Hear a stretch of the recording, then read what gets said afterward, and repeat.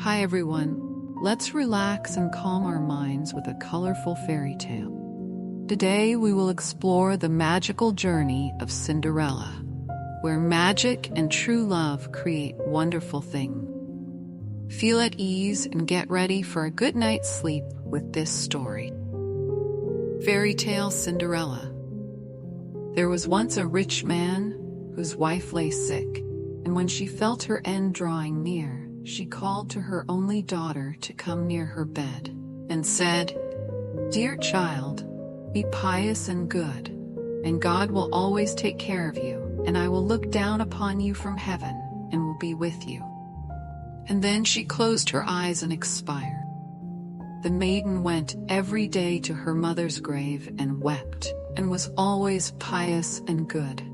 When the winter came, the snow covered the grave with a white covering.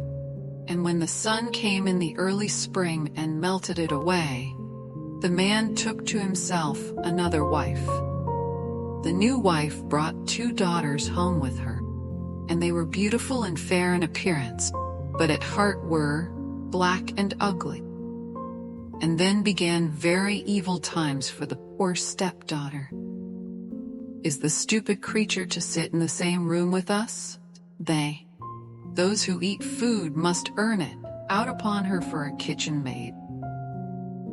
They took away her pretty dresses, and put on her an old gray kirtle, and gave her wooden shoes to wear.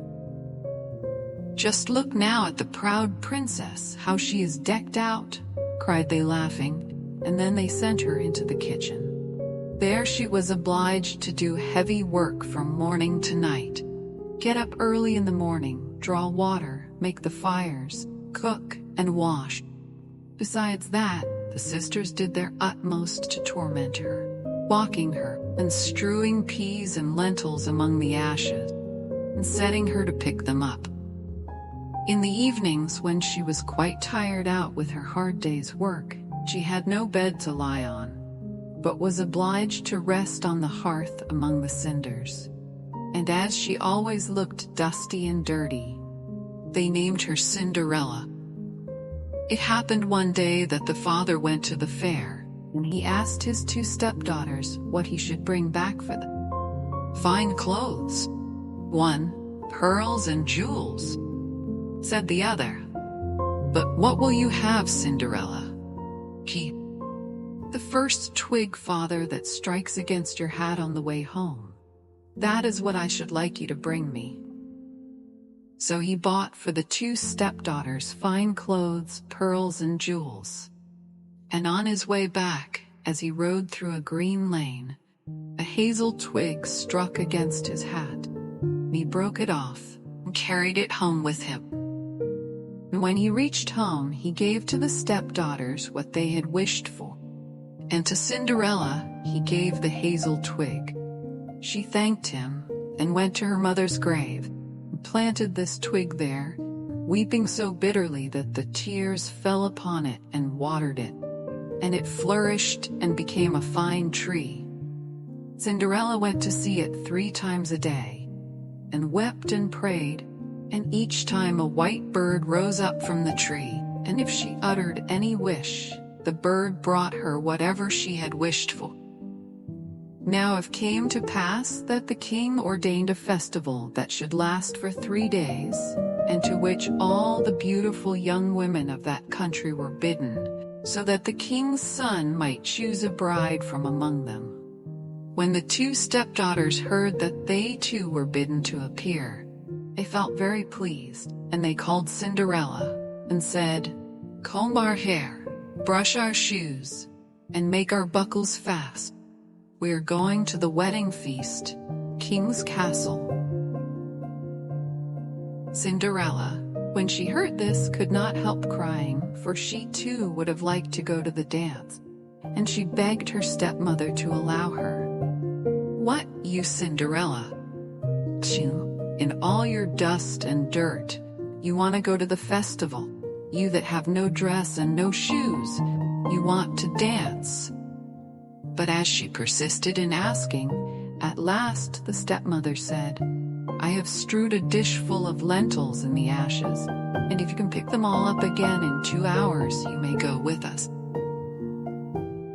Then the maiden went to the back door that led into the garden and called out, "O gentle doves, O turtle doves, and all the birds that be, the lentils that in ashes lie, come and pick up for me. The good must be put in the dish, the bad you may eat if you wish."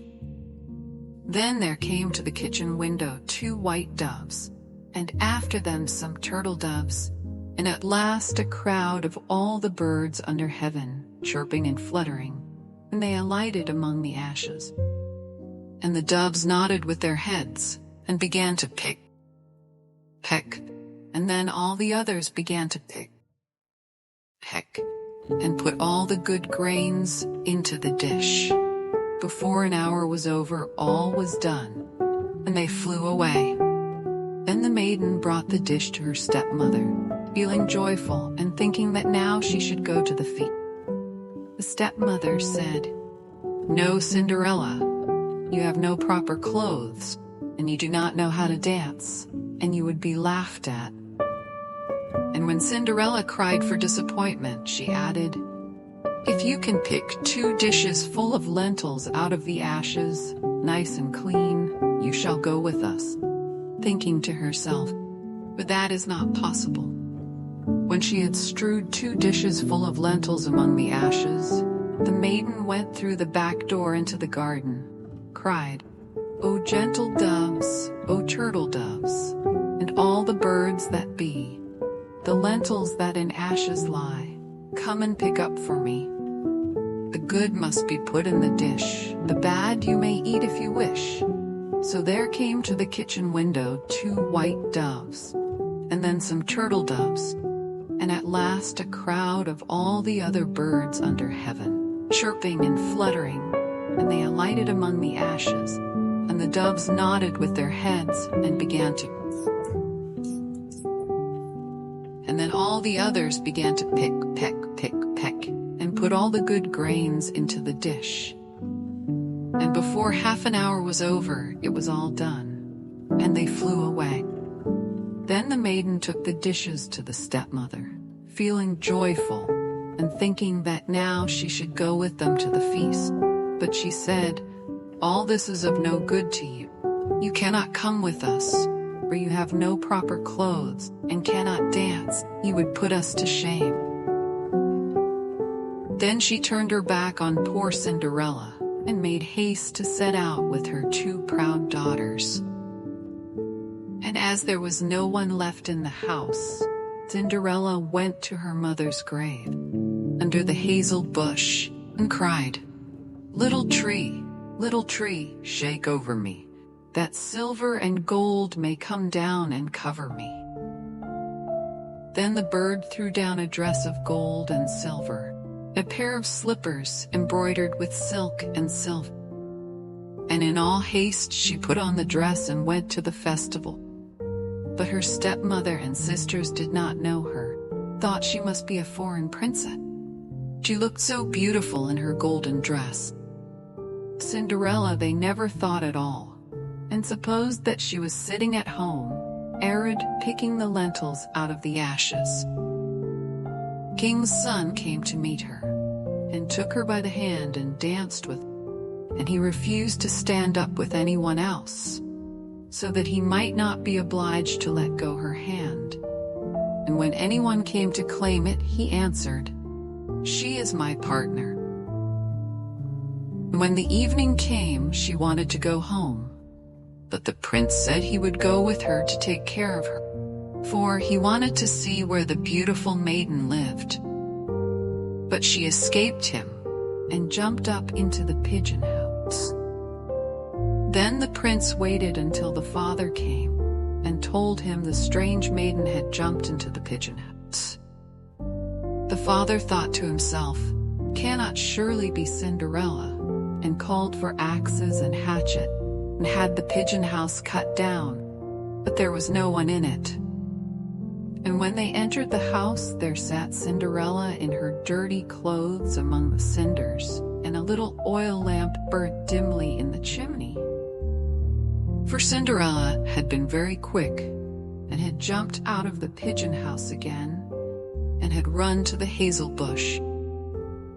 And there she had taken off her beautiful dress, and had laid it on the grave, and the bird had carried it away again, and then she had put on her little gray kirtle again, had sat down in the kitchen among the cinders. The next day, when the festival began anew, and the parents and stepsisters had gone to it, Cinderella went to the hazel bush and cried, little tree, shake over me that silver and gold may come down and cover me." Then the bird cast down a still more splendid dress than on the day before, and when she appeared in it among the guests, everyone was astonished at her beauty. Prince had been waiting until she came, and he took her hand and danced with her alone. And when anyone else came to invite her, he said, "She is my partner." And when the evening came, she wanted to go home. The prince followed her. He wanted to see to what house she belonged, but she broke away from him and ran into the garden at the back of the house. There stood a fine large tree, bearing splendid pears. She leapt as lightly as a squirrel among the branches, and the prince did not know what had become of her. So he waited until the father came, and then he told him that the strange maiden had rushed from him, and that he thought she had gone up into the pear tree. The father thought to himself, "It cannot surely be Cinderella," and called for an axe, and felled the tree, but there was no one in it. And when they went into the kitchen, there sat Cinderella among the cinders, as usual, for she had got down the other side of the tree, and had taken back her beautiful clothes to the bird on the hazel bush, and had put on her old gray kirtle again. On the third day, when the parents and the stepchildren had set off, Cinderella went again to her mother's grave, and said to the tree, little tree, shake over me, that silver and gold may come down and cover me." Then the bird cast down a dress, the like of which had never been seen for splendor and brilliancy, and slippers that were of gold. And when she appeared in this dress at the feast, nobody knew what to say for wonderment. Prince danced with her alone, and if anyone else asked her, he answered, "She is my partner." And when it was evening, Cinderella wanted to go home, and the prince was about to go with her, when she ran past him so quickly that he could not follow her. But he had laid a plan, and had caused all the steps to be spread with pitch, so that as she rushed down them, the left shoe of the maiden remained sticking in it. The prince picked it up, and saw that it was of gold, and very small and slender. The next morning, he went to the father and told him that none should be his bride, save the one whose foot the golden shoe should fit. Then the two sisters were very glad, because they had pretty feet. The eldest went to her room to try on the shoe, and her mother stood by. But she could not get her great toe into it. The shoe was too small.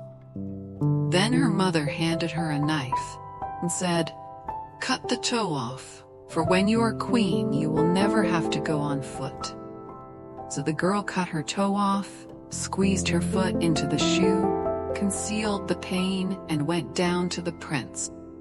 Then he took her with him on his horse as his bride, and rode off. They had to pass by the grave, and there sat the two pigeons on the hazel bush, and cried, "There they go, there they go! There is blood on her shoe. The shoe is too small, not the right bride at all." Then the prince looked at her shoe, and saw the blood flowing. And he turned his horse round, and took the false bride home again, saying she was not the right one, and that the other sister must try on the shoe. But she went into her room to do so, and got her toes comfortably in. Her heel was too large. Then her mother handed her the knife, saying, "Cut a piece off your heel." When you are queen, you will never have to go on foot." The girl cut a piece off her heel and thrust her foot into the shoe, concealed the pain, and went down to the prince, took his bride before him on his horse and rode off. When they passed by the hazel bush, 2 pigeons sat there and cried, "There they go, there they go. There is blood on her shoe. The shoe is too small, not the right bride at all." Then the prince looked at her foot and saw how the blood was flowing from the shoe and staining the white stocking. And he turned his horse round and brought the false bride home again. "This is not the right one. Have you no other daughter?" "No." The man, "Only my dead wife left behind her a little stunted Cinderella. It is impossible that she can be the bride." But the king's son ordered her to be sent for. But the mother said, "Oh no, she is much too dirty. I could not let her be seen." But he would have her fetched, and so Cinderella had to appear. First she washed her face and hands quite clean, and went in and curtsied to the prince, who held out to her the golden shoe. Then she sat down on a stool, drew her foot out of the heavy wooden shoe, and slipped it into the golden one, which fitted it perfectly. And when she stood up, and the prince looked in her face, he knew again the beautiful maiden that had danced with him. And he cried, "This is the right bride." The stepmother and the 2 sisters were thunderstruck and grew pale with anger. But he put Cinderella before him on his horse, and rode off. And as they passed the hazel bush, the 2 white pigeons cried, "There they go, there they go. No blood on her shoe. The shoe's not too small. The right bride is she after all." And when they had thus cried, they came flying after and perched on Cinderella's shoulders, one on the right, the other on the left, and so remained. And when her wedding with the prince was appointed to be held, false sisters came, hoping to curry favor and to take part in the festivities. So as the bridal procession went to the church, the eldest walked on the right side, and the younger on the left, and the pigeons picked out an eye of each of them. And as they returned, the elder was on the left side and the younger on the right, and the pigeons picked out the other eye of each of them. And so they were condemned to go blind for the rest of their days because of their wickedness, falsehood. And that was the story of Cinderella, a journey from hardship to happiness with the help of magic and kindness. I hope this tale brought you moments of relaxation and peace. If you enjoyed this video, don't forget to hit the like button, subscribe to the channel, and share it so we can spread these beautiful stories to more people. Have a great night's sleep.